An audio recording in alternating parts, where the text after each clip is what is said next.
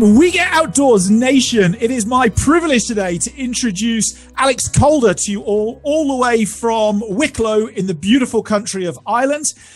Alex is probably best known for her superb Instagram account called Between Two Ears. There's a link below for that. Go check it out. And of course, do the scholarly thing and go and subscribe. Alex, welcome to the We Get Outdoors podcast. Hello, thank you for having me. It's a pleasure. I'm chuffed to bits. Now, this is a podcast of firsts. First, number one is you're the first horsey person we've had on. You're also the first Irish and maybe even half Scottish person that we've had on. So it's lots of firsts. But like, why horses? How did you get into horses? So I have ridden since I could, before I can remember. I believe I had my first official riding lessons when I was 3. But I know I was up on horses before that. Because being Irish, maybe slightly stereotypically, like we are a nation of horse lovers. Although it was my Scottish father who got me into horses. My parents had horses, they bred racehorses. And my father evented. So my sister and I then followed in his footsteps eventing, which is what I did as a competitor for many years. And I think, you know, when you're a child and when you're a girl, especially, I don't know what it is about girls and ponies, but you just want to play with your pony. And that was an amazing way to spend the summers. And I kept doing it all through school, and then I had a break while I was away in university, and then came back and got back on the horse, and I've been riding ever since. Wow. So it's like a family trend then? Yes. And my sister actually and her husband, their business is horses, so they are racehorse trainers now. So it's in the blood, and my toddler is being like put on horses. Well, he will be being put on horses soon, and we're looking for a pony for him. So it's just like Ireland is a really, really horsey country. We have a lot of horses. We have people we're with the hotbed of the thoroughbred industry, and I don't know. They're just part of our culture and part of our heritage. I think it's hard to go. You don't go far in Ireland without finding somebody with some connection to horses. You know, you'll see horses through a whole new different set of eyes when you start getting your toddler on a pony. My little girl is 4, and for the first few years of her being around, I was a bit like, I felt compromised in the outdoors because I couldn't go and do all the stuff that I used to go and do as regularly as I used to go do it. But then taking her hiking for the first time, where she's adamant that she wants her own little backpack because daddy's got a backpack, and the stuff that she experiences on that hike that I would just blast straight past and ignore, you suddenly see all those things through new eyes. And I don't know, you're going to see horses through new eyes, I think, as well, when you start getting him out there. Yeah, possibly terrified eyes. Because I remember when I was a child, my mother would be videoing us, and the videos would always be shaky because her hands were shaking because she was, so her heart was beating so fast because her precious children were on these ponies jumping around the place. So that might be my experience as well. Did you have some near misses when you were a kid? I didn't have too many bad falls, actually. My sister has had a lot of bad falls, and now that she works in racing and like is riding 2-year-olds and stuff, she and her husband are always having horrible falls, but they just get back up and they're fine. I did once nearly get my eye taken out though by a pony. I have a scar right above my eye, between my eyebrow and my eye, from his stud, so I fell off. He stopped at the fence. I went over the fence. He jumped over the fence and caught my eye with his stud, which is in the back of his shoe. That was pretty horrible. Wow, I don't like anything around my face and eyes. Just brings dread into my spine. That is horrible. And so, well, my best friend is a farrier, and him and one of his customers, who is a female racehorse jockey, did a kayak race together the other year, and it was over the Easter weekend in the UK. So you imagine it's cold and icy. And on one of the portages where you run the kayak round a certain obstacle, she slipped on the ice and broke her arm. And yeah, that was a bit of a mess. And she's super tough, so she carried on kayaking, but her arm like flopped every time she took the paddle through because it was broken. Oh. Anyway, it's in the end, I'm like in charge of the support crew, so I pull them off the water and say, "That's it, you're done. You're not going any further." We take Sharon to hospital, and she has her arm put back together again in whatever they do. And 4 days later, she's back on a horse riding, actually racing.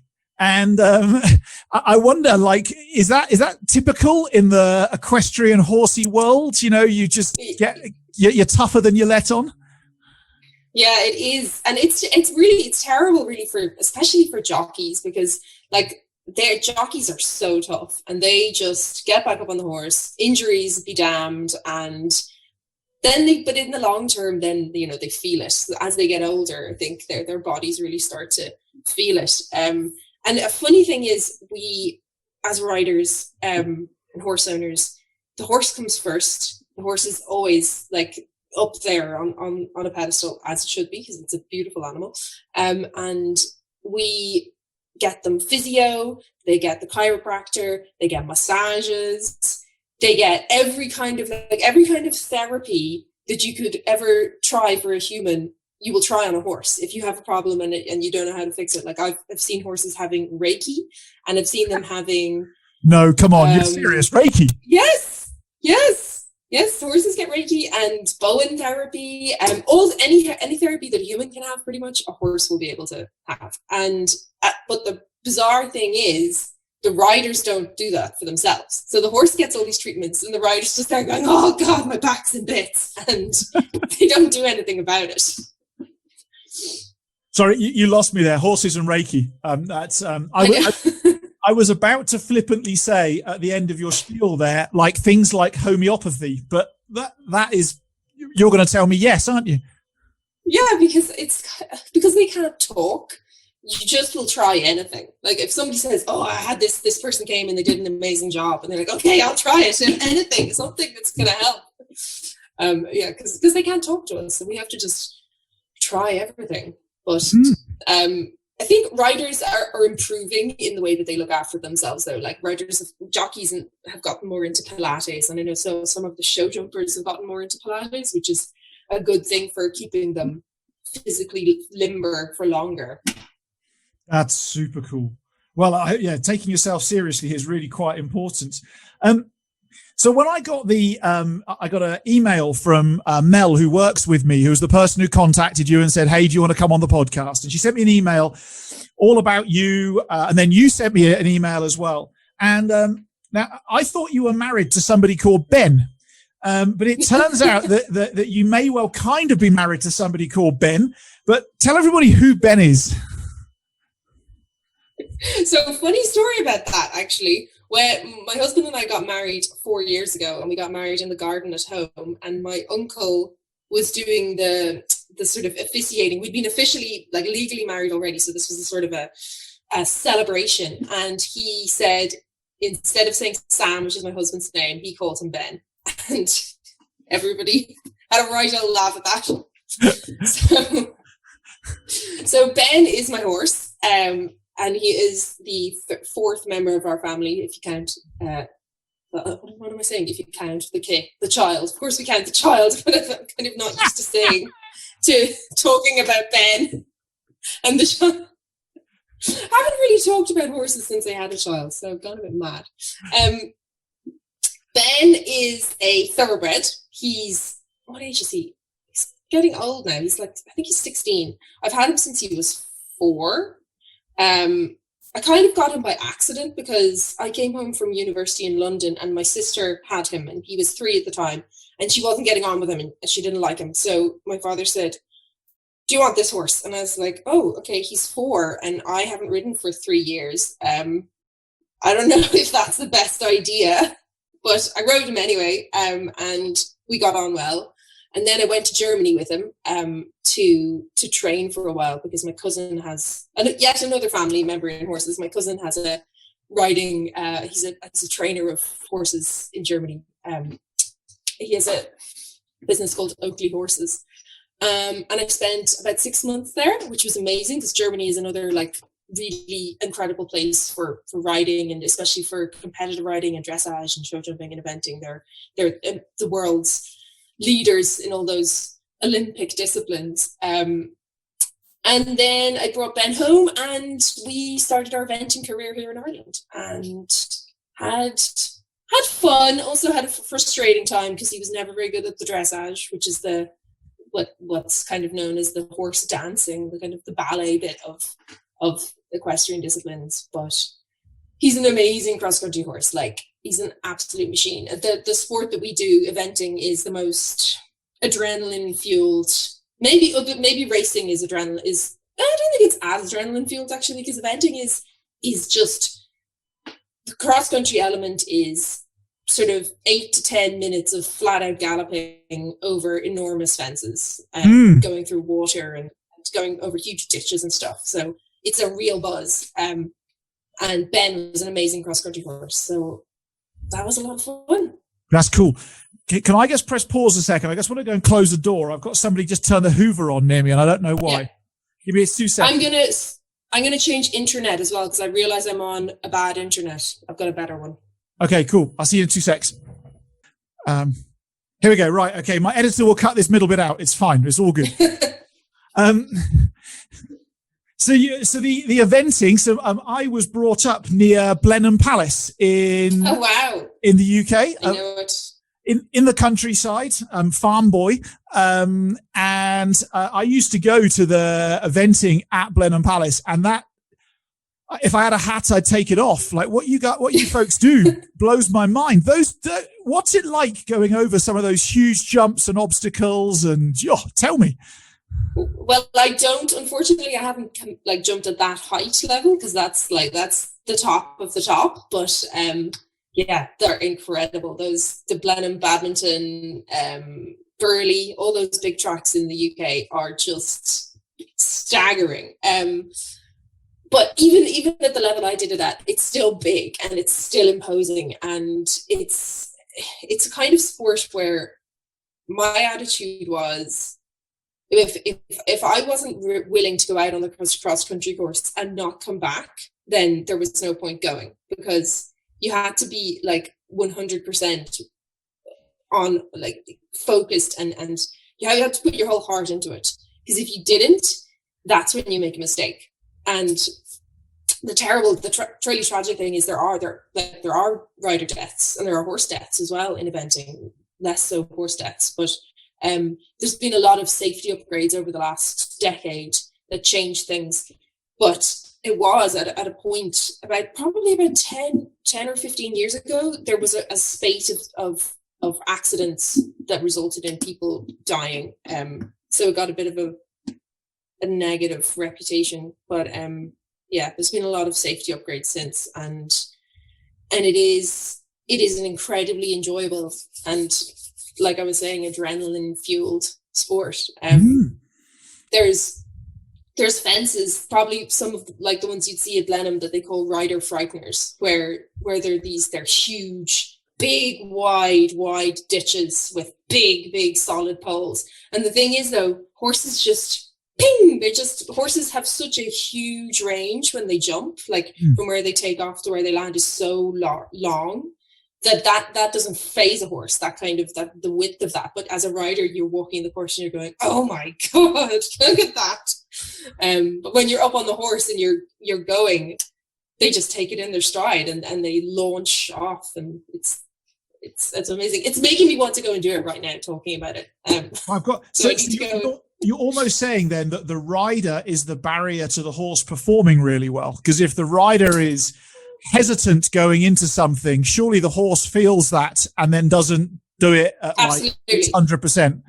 Yeah, absolutely. And if you're riding into something huge like that and you have some sort of like fear in you, then there could be a problem, and you'll fall, or at best you'll have to stop. But so you have to like literally go over every fence with your heart and soul, because your horse, you don't get to that level in eventing without a horse that's capable and willing to do it. So the horse is going to want to do it, and the horse is happy to do it and is able to do it. But it's the rider that has to keep their bottle, I guess. And that's a thing that I think happens as you get older, and especially for me after having a child. There have been like, I've thought, God, could I do it again? So it's something you have to psychologically work through as well if you do have feelings like that. It's interesting because that's I used to be a pretty good whitewater kayaker, going off waterfalls and massive rapids. And when I was single, I could, like, if I drowned or died, like, there'd be a lot of sad people, but I didn't leave any responsibility behind. And then when I got engaged and married, I started to have, managing my mind games became harder because you're aware there is another responsibility. Then having a child, I'm like, whoa, that's a whole nother level of. Have you wrapped your head around how you still manage to be fearless, but also honor the rest of the life's commitments and responsibilities that we seem to accumulate? I haven't yet, because I think I haven't tested it fully yet, but and I don't think it would be right to go fully, like, to go from having a baby back out onto the cross country. Although there are people who do that, which is, there, of course, like, it's up to every individual how they feel, because there are professional eventers would definitely do that, but they're at a much higher level of skill than I am. But I went ride the first time I rode after having the baby. I was riding down at my sister's place, and I was on a horse that was a safe, nice, good horse. She said, "Oh, do you want to go on the gallops? Do you want to ride one of the 3-year-olds?" And I was like, "Oh, no way! I'm not riding a 3-year-old. Are you crazy?"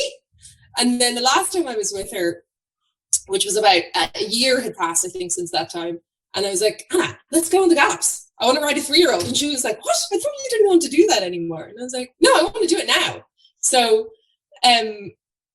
I think for me, it's just, it was a time thing, in that when Kit was really new and small, I felt much more like I can't put myself in harm's way because he needs me so much.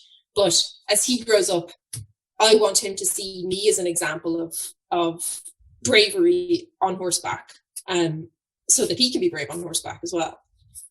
But yeah, it's a really good question, and it's definitely not one that I've got to the bottom of. Damn it. I was hoping then you're going to have a moment of, like, complete genius that I could steal and take into my kayaking.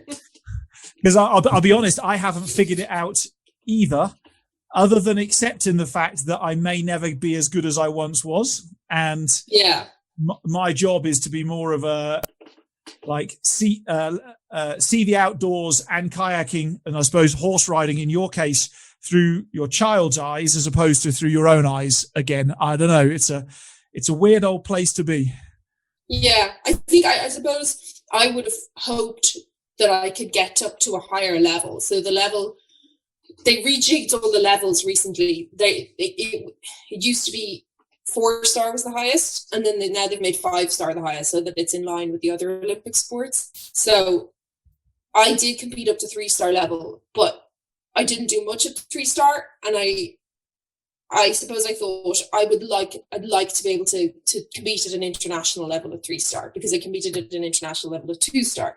But I think now I wouldn't push myself to that, because there's a big jump from 2-star to 3-star, and I think, yeah, similar to what you're saying, that you just have to go, okay, now I'm older and just got to sit back and do this for fun rather than being like, I'm going to win things.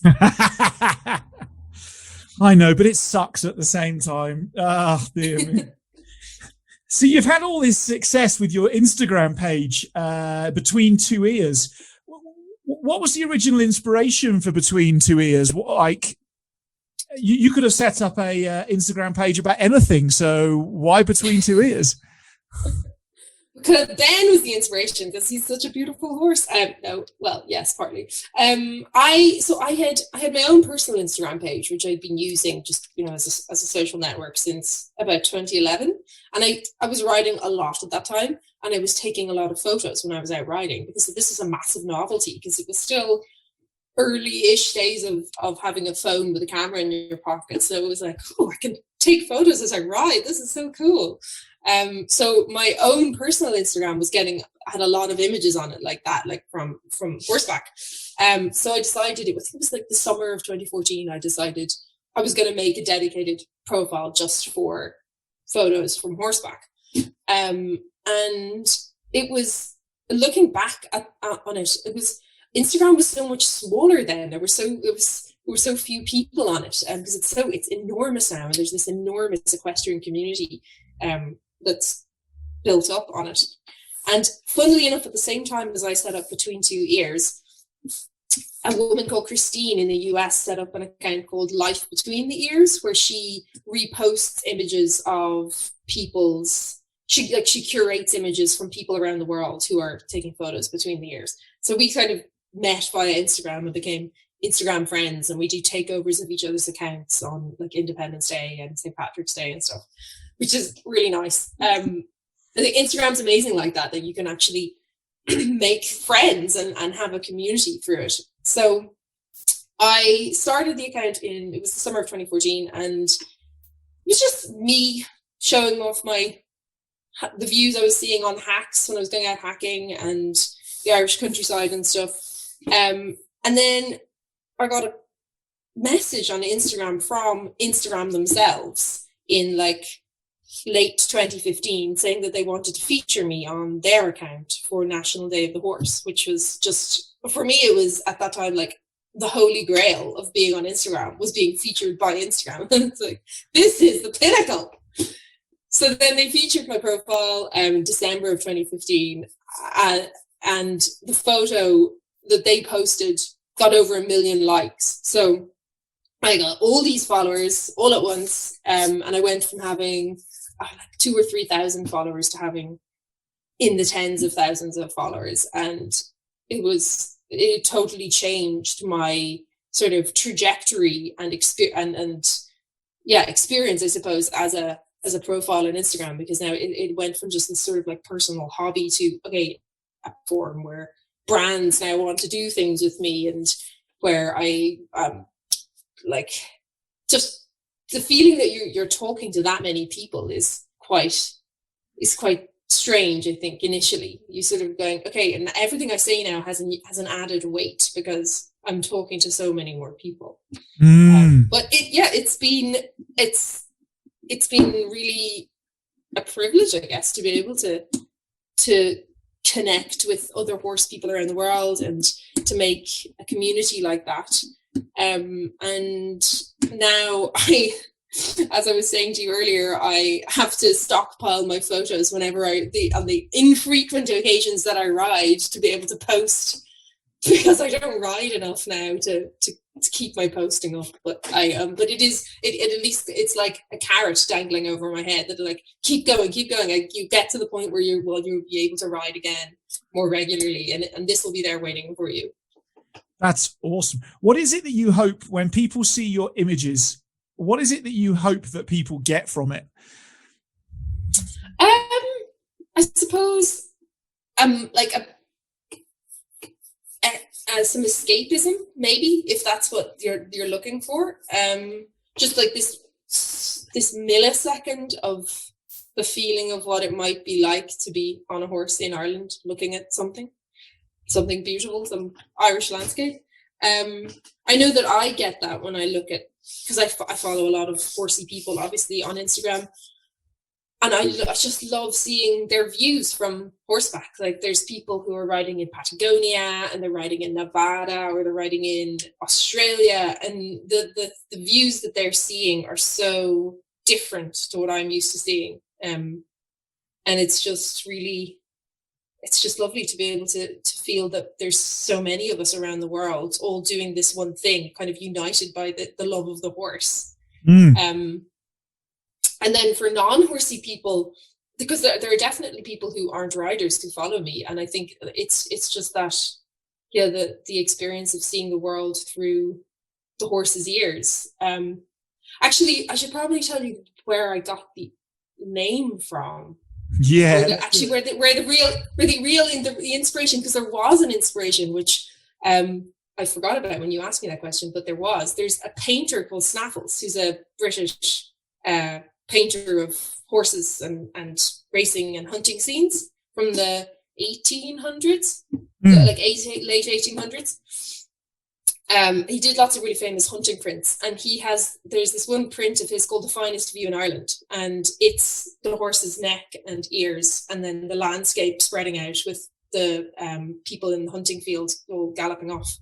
So that was a painting I always loved, and that was kind of that was one of the impetuses behind making the account. Cool. And I have that line, "The finest view in Ireland," is on my bio, but I don't know how many people know it when they read it, but that's what it is. The finest view in Ireland. I'm writing it down as we speak. How do you, if you feel inside, what's the change of feeling inside of you when you go from whatever you've been busy doing to getting that time where you just get to go and ride Ben and enjoy the countryside? How do you change as a human being? It's definitely quite meditative. It's, if you're just going out for a casual hack, like what I do quite a lot, because I'm not in a competition state at the moment, it's really meditative. And I think, and it's a word that I didn't know when I was younger, is mindful. And that is what it is when you're out riding, because you can just sort of, you're just going along the sounds of the horse's hooves and whatever the nature around is, whatever sounds nature is making, like birds or the wind in the trees or whatever. You're not really, you don't have to think about training the horse as much as you would if you were exercising in the arena or something, but you're just working with the horse and feeling them and moving with them. And I find driving similar, that if I'm driving, I'll often subconsciously be thinking through a problem or, something that I need to do in work. And the same thing would happen when I'm riding, that you just can sort of, your conscious mind switches off and your subconscious mind is able to do the thinking that it needs to do. Is it almost like your batteries are being recharged? I mean, do you feel... how do you feel when you finish the ride and you now go back to the rest? I won't say the real world, because I don't think that exists, but the rest of the world. How do you feel? Energized, I guess. Energized, but also calm. Unless the horse has been challenging, which Ben can be. He can be an absolute maniac on the roads when he wants to be. So that can be a bit of fun. He's a thoroughbred, so he's got a lot of spark. He's also chestnut. There's an old wives' tale that chestnuts are more fiery, which in Ben's case is true, but it isn't necessarily true of all chestnuts. So he can sometimes be he sees things that aren't there. Like, he sees ghosts in the bushes all the time, and then he's leaping sideways and he's leaping the other way, and then a car is coming and Ben's leaping and you're just like, ah! So it's not always calming and rejuvenating. Jeepers. And how big is Ben? He's 16.2, so which is 1.68 meters. That's pretty big, hey?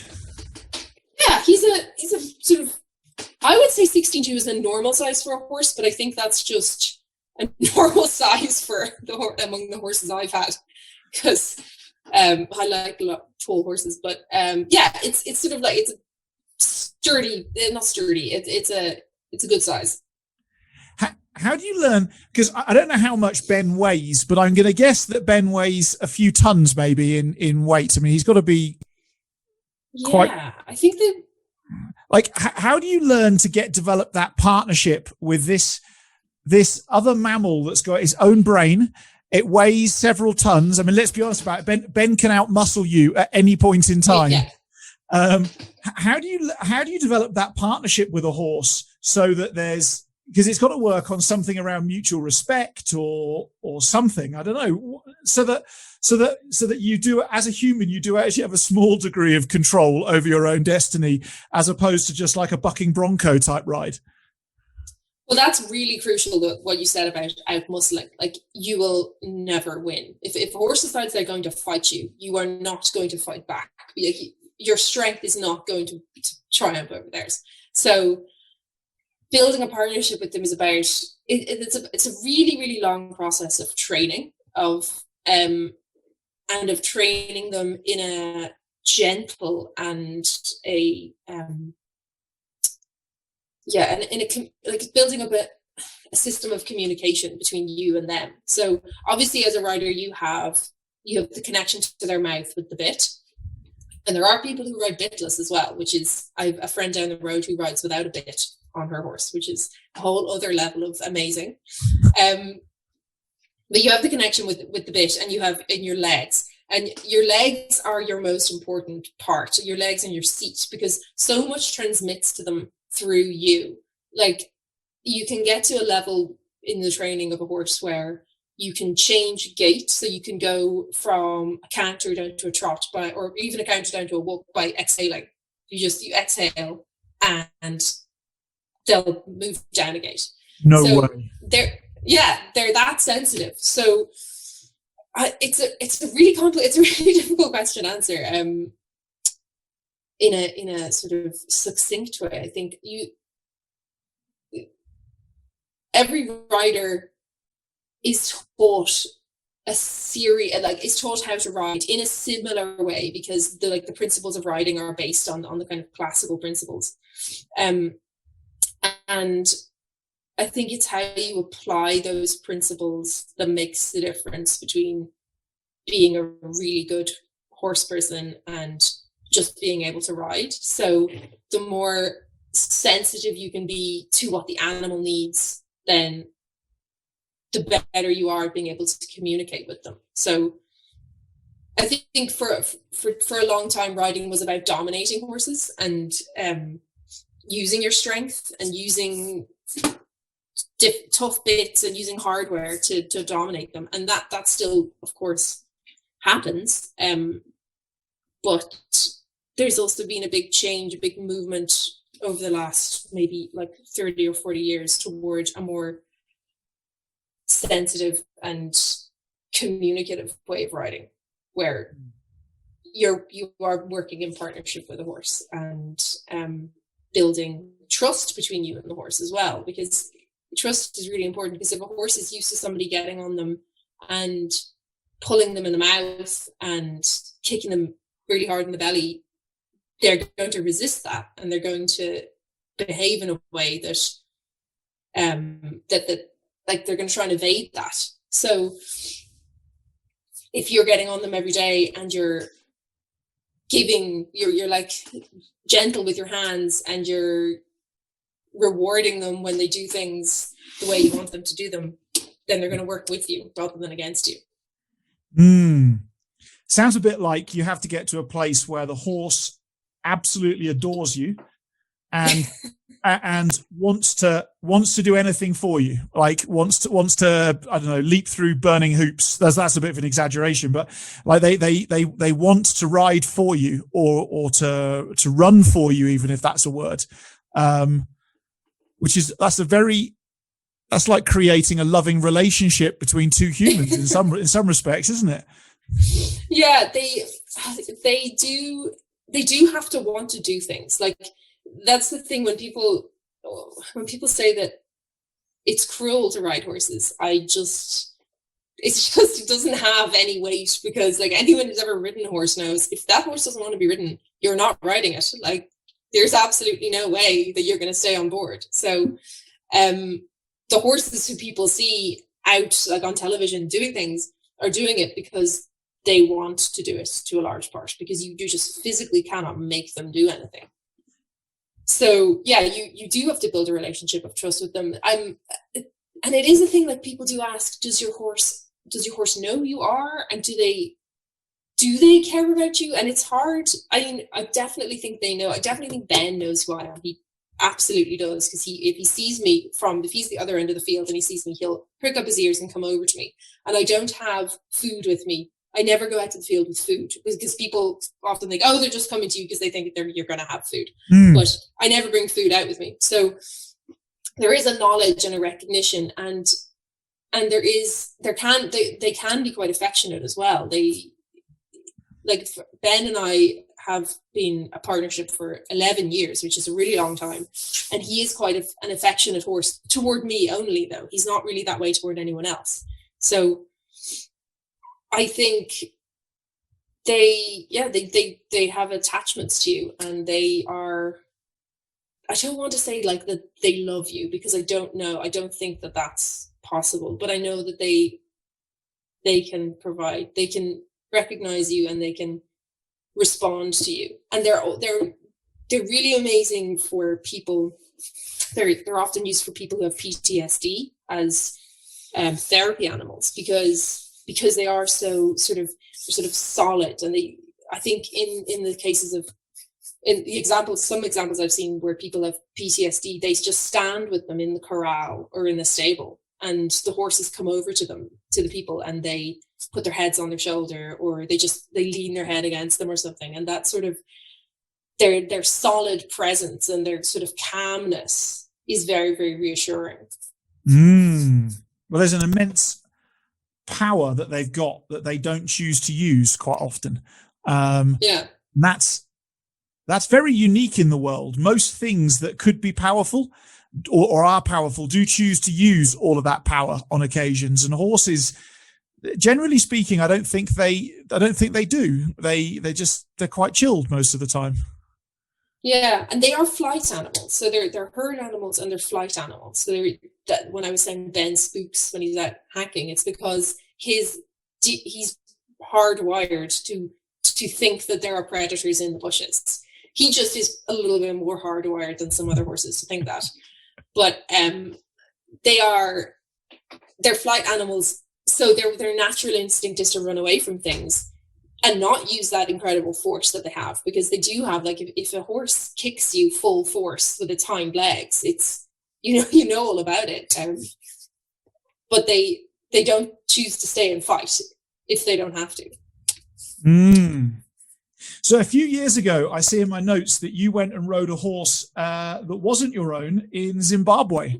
Tell me about horseback riding in Zimbabwe. That sounds absolutely intriguing. It was amazing. I was invited to go by African horse safaris, who are based in Zimbabwe. I think Zimbabwe is their headquarters in a place called Antelope Park. And my husband and I went. We were there for a week riding. So we went out on safari for, I think, 3 of the days, and then we played polo and went on safari in another location that was near to Harare. And it was just incredible. It was it's a really unique way to see the wild animals, because when you're in a jeep, as you presumably know, living in South Africa, they're less like when you're on horseback, they don't really treat you as a human. The horses are animals, so you're able to kind of walk alongside them and walk along with them and get closer potentially than you could in a jeep. But I don't know, because I haven't done safaris in a jeep. But I know that we were riding alongside with packs of zebras, with zebra foals, and riding along behind huge tottering giraffes. The giraffes all kind of spindly legged walking along, and we were behind them, obviously staying back from them a bit, because you don't want to get too close. And the same with elephants. We were really close to the elephants, but you have to be really aware of the elephants perceiving you as a threat, because they could charge if they got too threatened feeling. So it's just like indescribably amazing how beautiful it is to ride alongside animals like that. You can do big 5 horseback safaris but you have to be a really good rider. So my husband is newer to riding, so we weren't sure if he would be quite okay, because basically, like, you don't want to fall off if you're on a big 5 safari. You don't want to fall off. You've got to be able to be good enough to be able to run away. Yeah, very fast. And even at that, I don't know, a horse definitely couldn't outrun a cheetah. If you saw a cheetah. No chance. Absolutely. No. Cheetahs can do well over 150 kilometers an hour. Yeah. I don't think there's horses that fast. Is there? No, there can't be horses that fast. No. The fastest horses can get up to is in the 40s, 40 miles an hour, like 60 kilometers an hour area. So definitely not outrun a cheetah. It's very unique because, in a Jeep, you obviously have the noise of the vehicle that's quite off-putting to the animals. But I've hiked in the bush quite a lot here in Southern Africa, in Big 5 areas as well. And because you're so much quieter, and I presume on horseback as well as on foot, you actually can stumble across animals and surprise them as much as you surprise yourself. Like we hiked up on a group of a rhino and had this sudden look of, they looked at us and we looked at them as we'd come round a corner, and you're like, oh crap. What we found out, if you hide behind trees, the rhinos don't like to crash into trees, so they avoid the trees and run straight past you. But oh my goodness me, did you have any close shaves or anything like that when you were on horses out there?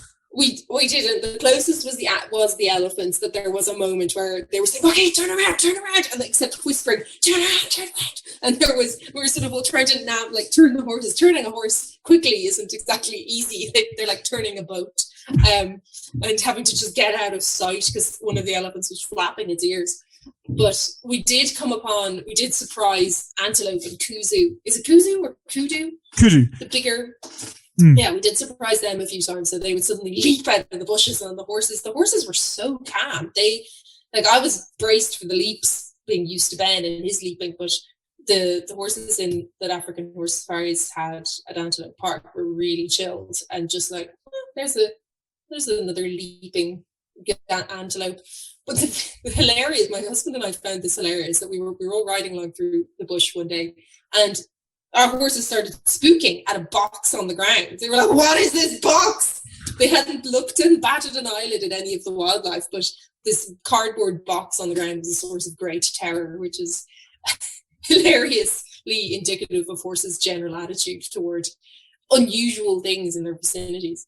We did an overnight camp, which was amazing, where we rode out to a campsite and slept out under the stars in the bush, and the horses were all in a nearby corral, and we could hear the lions roaring at night, because there were lions there, but they have a lion. They're trying to breed lions in order to be able to put them back into the wild in a wild way. So they have a really interesting program there, where they have I think a 400-acre fenced reserve where there's a pride of lions, which the pride was created and put into this 400-acre area, and now the pride are breeding as if they're in the wild, and their hope is that they'll be able to put those cubs into the wild and that they will never have been touched by people. So wow, it's a really interesting program. And the man that owns Antelope Park only had one arm because a lion had torn off another arm. So there was lots of colour. So if you ever get a chance, go onto YouTube and go and look at kudus jumping. And it's like they've got, they're like Tigger in Winnie the Pooh, like they've got big springs underneath them. And I saw one a few months ago go over a game fence that must have been 7 or 8 feet high, so like over 2 meters high. And they did like pretty much a standing jump just from about 50 centimeters out from the fence, and cleared the fence and landed on the other side. I was... That's incredible. It blew. Having seen horses where, generally speaking, when you observe a horse, it runs, and then jumps. I kind of expected that a kudu would have to do or need to do the same. And I don't know whether a horse can just go and do a jump like that, but I was mentally blown away. They can, but not that high. Okay. But they can jump from nothing if they, for some reason, decide that they want to. We've had it. It happened here a few times where, when I was a child, where there'd be foals in one field and then yearlings in another field, and like they'd been separated because they're different age groups or whatever, and then suddenly there'd be one less horse in the field and one extra horse in a field, and they've just decided they're going to jump enormous hedges and ditches to get to their friends over here. That's great. And I presume if it decides to go and jump vertically, you don't particularly want to be on the horse's back. Well, some people, I don't know if you've ever seen the puissance competitions. No. It's this competition at show jumping shows where the puissance wall, it's a wall, this red and white brick wall. It's not obviously a solid wall. It's like wooden blocks, and they just keep building it up and building it up and building it up. And they're not quite from a standstill. They come in at the canter, but they're not going particularly fast, and they just come in at a canter and then up and over this enormous wall. I don't know how the riders stay on. That is incredible. So, Alex, we're coming towards the end of our time together, and I want to give you the opportunity that I told you about a little while ago before we hit record and started going, which is your opportunity to have the microphone and have a rant about anything you like to do with horses, not horses, anything you like for as long as you like. And there is no rules. So you can be as brave as you like or as conservative as you like. I'd suggest that the barman's rule of trying to avoid sex, politics, and religion may well be sensible. But, some people choose to ignore the barman and go for it anyway. So I just want to hand the mic over to you. What do you want to tell the world and get off your chest? I think it's a public safety announcement. When you see a horse out on the road, slow down, because people, for some reason, think that they see a horse on the road and then they can just zoom on by like they're just another car or they're a cyclist or whatever, and that is not the case. And it's just, if there's anybody who's from Ireland who's listening, please just slow down, because in Ireland, I don't know what it's like it's probably as bad in the rest of the world. People just over the last few years have just it's like they've forgotten that you're on an animal. It used to be that people would slow right down and they'd come past slowly and you'd wave at them and they'd wave at you and then they'd just drive off. Now people are just like, oh, you're on a road? Okay, I'm just going to shoot by you because you're also on a road and I'm on a road. And it's not the case. You're on a horse, and horses are, although they've got a rider on them who can theoretically control them, there are times when horses decide that they don't want to be controlled, and you don't want that time to be when your car is driving past that horse. So that would be my very strong request to the people, the listeners of the We Get Outdoors podcast, is respect horses when you see them on the road, because it's just terrifying how fast people are driving. And also, infuriatingly, you do the slow down hand signal. People think you're waving at them. It's like people don't know the slow down hand signal anymore. Like, hello, zoom by and waving. You're like, no, I'm telling you to slow down. It's infuriating. This wasn't a very aggressive rant, but that's fine. That is a true bugbear. It's dangerous for you. It's dangerous for the horse. Dangerous for the rider. Dangerous for the horse. And I don't think that most car drivers realize that their insurance doesn't cover them for accidents with horses. So does it not? No, certainly in the UK and South Africa, that is certainly the case. So if you cause an accident to a horse and you're driving a car, you're not insured.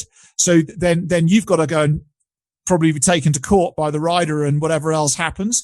But equally, any damage that happens to your vehicle from a horse, you're not insured for either. So there's like a be nice to the horse, be nice to the rider, but be nice to yourself, because you're not insured for that stuff. There have been some really horrible incidents in the UK. I know I've seen it in the British equestrian press where people are horrible crashes. And I think people in Britain are now wearing GoPros and stuff when they're out riding, just so that they have evidence, because people don't necessarily believe them. But it's just a really strange one, because it definitely changed. Something changed. I don't know what it was. People used to slow down, and now they don't. And they also used to know what the slow down hand signal meant, and now they don't. And cyclists also can be a problem, because the horse can't necessarily hear the bike approaching from behind, and then all of a sudden the bike is upon you, and that frightens them even more. So you just kind of hear this sort of like rattle of the chain or the pedals, and they're right there, and then the horse is like, Jesus Christ, what was that? Like, where did that come from? What is that? So that frightens them even more. They get very frightened very easily. I mean, they look so big and sort of placid, but they are flight animals. So, jeepers. And I suppose a cyclist, being smaller and obviously usually brightly coloured as well, with whatever colour clothing they're wearing, is a real for a horse. Yes, they don't like things that are down low like that either. All around, just terrifying. I mean, maybe I just have a particularly horse who's frightened of things.